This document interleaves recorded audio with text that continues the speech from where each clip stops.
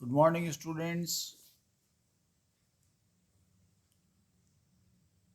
पिछले 2-3 लेक्चर्स से अपन स्वतंत्र सहमति पढ़ रहे हैं। अनुबंध अधिनियम 1872 की धारा 16, 15 और 16 अपन ने पढ़ी। उत्पीड़न और अनुचित प्रभाव। उम्मीद करता हूं कि आपने अपनी किताबों में से कुछ पढ़ने की कोशिश की होगी। जो लास्ट अपन ने अनुचित प्रभाव के प्रयोग की बात की, जिसमें एक डोमिनेंट पोजीशन वाला व्यक्ति या एक अधिकारी अपने से नीचे वाले कर्मचारी या डोमिनेंट पोजीशन वाला अपना इन्फ्लुएंस होने वाला व्यक्ति का उपयोग उसकी इच्छा को प्रभावित करने के लिए करता है, जिसका उद्देश्य उससे लाभ प्राप्त करना होता है। यदि ये 2-3 बातें हैं तो उसको अपन अनुचित प्रभाव का प्रयोग कहते हैं। लेकिन उसके साथ एक नृशंस व्यवहार वाला भी था, जिसमें आप व्यक्ति की मजबूरी या उसकी लाचारी या उसकी परिस्थितियों का अनुचित फायदा उठाते हो, जिसको लॉ में नृशंस व्यवहार कहा गया है, अनुचित व्यवहार कहा गया है। गरीब, अनपढ़, पर्दानशीन औरतें, इन सब को अपन ने देखा है। तो इसी को लेकर के एक आध्यात्मिक क्षेत्र में एक कथा बहुत ही प्रचलित है, प्रसिद्ध है, और ये कोई पौराणिक कथा नहीं है। ये आज़ाद भारत की, देश के आज़ाद होने के बाद की, लगभग 1980 के आसपास की घटनाएं, जिसमें एक गरीब भोला आदमी किसी साहूकार से पैसे उधार लेता है और साहूकार किस तरीके से उसके साथ में अनाचार, अनुचित व्यवहार करता है, उसकी कथा है, उसकी कहानी है। और किस प्रकार एक जज, न्यायाधीश महोदय उस घटना से प्रभावित होकर के नौकरी से इस्तीफा दे देते हैं और पश्चाताप करते हुए भगवान को याद करते रहते हैं। हो सकता है आपने ये सुनी भी हो। इसका लॉ से तो कोई सीधा सीधा संबंध नहीं है, लेकिन ये सुननी चाहिए, ऐसा मेरा मानना है। हमारे अंदर का जो कॉन्शियस है, जो अपन ने नृशंस व्यवहार में पढ़ा था, अंतःकरण, कॉन्शियसनेस,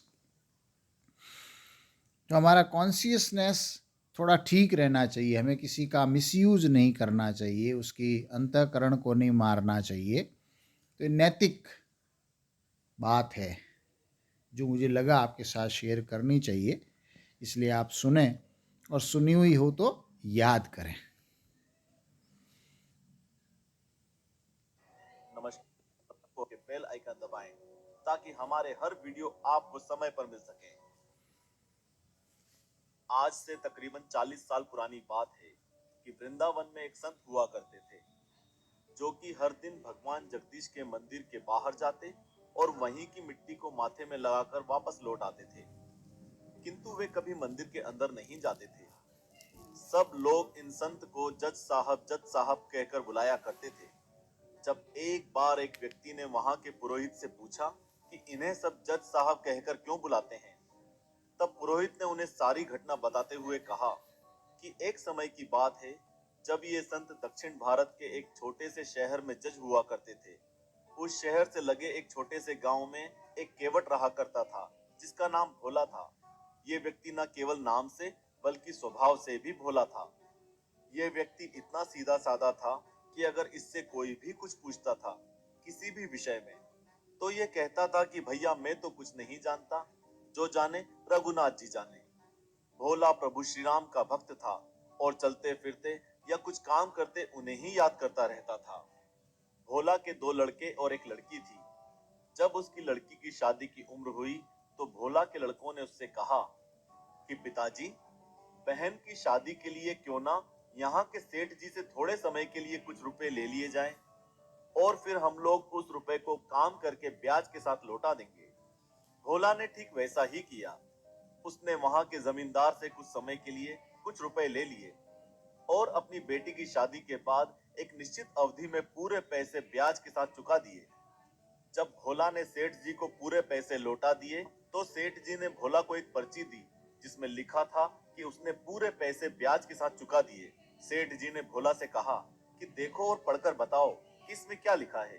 अब भोला तो बेचारा अनपढ़ और सीधा साधा था, वो क्या जाने। तो उसने हमेशा की तरह ही बोला कि मैं कुछ नहीं जानता, जो जाने रघुनाथ जी जाने। यह सुनकर सेठ के मन में लालच आ गया और उसने भोला से बोला कि भोला, जरा मेरे लिए एक गिलास पानी ले आओ। जब भोला पानी लेने गया तो उस सेठ ने उस पर्ची को दूसरी पर्ची से बदल दिया जिसमें लिखा था कि अभी इसने पूरे पैसे नहीं चुकाए हैं। फिर कुछ दिनों के बाद सेठ ने अदालत में भोला पर केस कर दिया। जब जज ने भोला से इस बारे में पूछा तो भोला ने वो पर्ची दिखाई जो उसके पास रखी थी, परंतु उस पर्ची में तो लिखा था कि इसने अभी पूरे पैसे नहीं चुकाए हैं।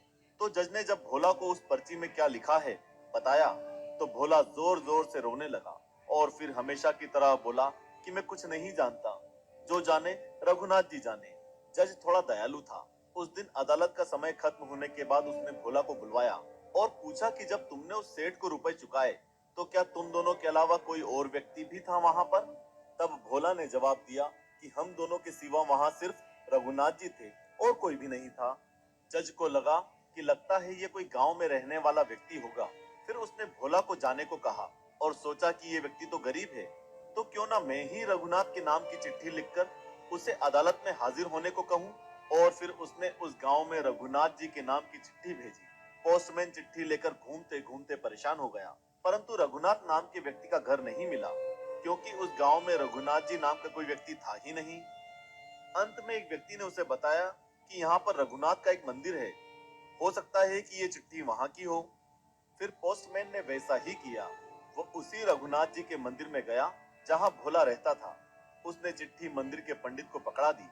जब उस पंडित ने चिट्ठी देखी तो मन ही मन सोचा कि प्रभु, जब आपने चिट्ठी मंगवा ही ली है तो मैं इसे रख लेता हूँ।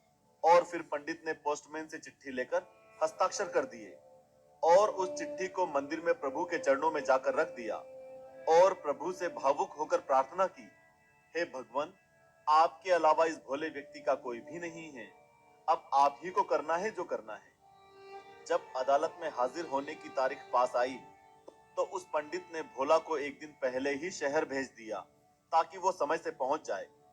और फिर उस अदालत की तारीख के दिन पंडित जी जल्दी सुबह उठकर भगवान को कई वस्त्र अर्पण कर तैयार कर दिया और उनकी पूजा कर प्रार्थना की कि हे प्रभु, इन सभी वस्त्रों में आपको जो पसंद हो वो पहने और कृपा करके आज आप अदालत में जरूर जाएं और उस भोला की मदद करें।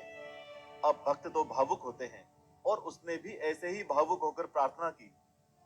जब अदालत ने जज ने भोला से पूछा कि कहाँ है तुम्हारे रघुनाथ जी, तो उसने जवाब दिया कि वो तो हर जगह रहते हैं, होंगे यहीं कहीं आसपास। फिर जज ने अपने चपरासी को रघुनाथ नाम के व्यक्ति को हाजिर होने का ऐलान करने के लिए आदेश दिया।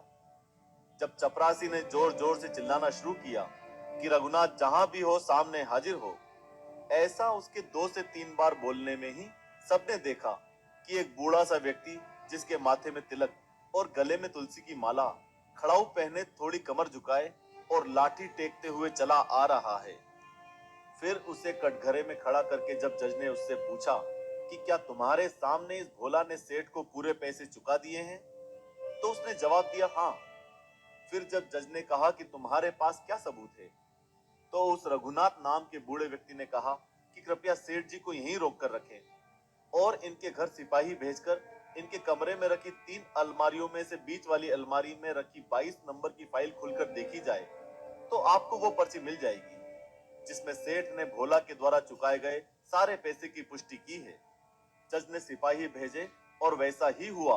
वहां वो पर्ची मिली जिसे देखते हुए जज ने भोला को बरी कर दिया और उस सेठ को दंडित भी किया। फिर उस गवाह के जाने के बाद उस जज ने भोला से पूछा कि ये रघुनाथ कहाँ रहता है। तो भोला ने बोला वहीं जहां हम रहते हैं। तो जज ने पूछा तुम कहाँ रहते हो। तो उसने कहा कि मंदिर में। फिर जज साहब ने बोला तो क्या इन्होंने वो मंदिर बनवाया है। तो केवट बोला साहब अब मैं आपको क्या समझाऊं, आप तो पढ़े लिखे हैं। क्या है कि पढ़े लिखे लोगों को भगवान और भक्ति की बात समझाना कठिन होता है। फिर भोला ने बोला कि ये वो हैं जो उस मंदिर में बैठे हैं। फिर भोला के जाने के बाद जज साहब ने पोस्टमैन को बुलाकर पूछा कि ये कौन है। तो उसने बताया कि ये वो व्यक्ति नहीं थे जिसने चिट्ठी लेते समय हस्ताक्षर किए थे। फिर जज साहब जब गांव में गए और उन्हें पूरी घटना का एहसास हुआ तो तुरंत अपने बंगले में लौटे और फूट फूट कर रोने लगे और उन्होंने उसी दिन अपने पद से इस्तीफा दे दिया। जब लोगों ने उनसे कहा कि ये तो खुशी की बात है कि भगवान के आपको दर्शन हुए, आप रो क्यों रहे हैं। तो उन्होंने कहा कि जिसकी अदालत में हर कोई को हाजिर होना है वो स्वयं मेरी अदालत में आए गवाही देने, और वो जब खड़े थे तो मैं बैठा हुआ था। ऐसा कहकर वो जोर जोर से रोने लगे। फिर जज साहब पूरा वैराग्य लेकर वृंदावन चले गए और साधु संत जैसा जीवन बिताने लगे। वे हमेशा प्रभु के मंदिर जाते और बाहर से ही वहां की मिट्टी को अपने माथे पर लगाकर लौट जाते। और वे अक्सर खड़े रहते थे क्योंकि उनका कहना था कि प्रभु के आगमन में जब मैं बैठा था तो अब मैं खड़ा ही ठीक हूँ। उनका यह भी कहना था कि मैं किस मुंह से मंदिर के अंदर जाऊं, इसलिए मैं बाहर ही रहता हूँ। तो दोस्तों ऐसी रघुनाथ जी की दयामयी कहानी का टारगेट हमने 1 लाख लाइक्स रखा है।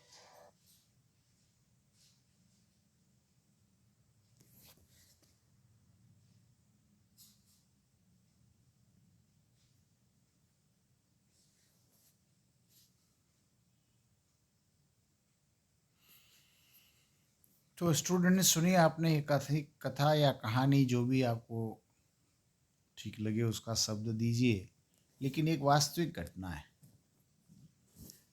जीवन में कभी भी आप वृंदावन अगर घूमने जाएंगे तो आपको ये मंदिर वहाँ मिलेगा, ये कहानी भी आपको वहाँ सुनाई देगी। उद्देश्य केवल इतना है, हमें अनुचित व्यवहार नहीं करना चाहिए।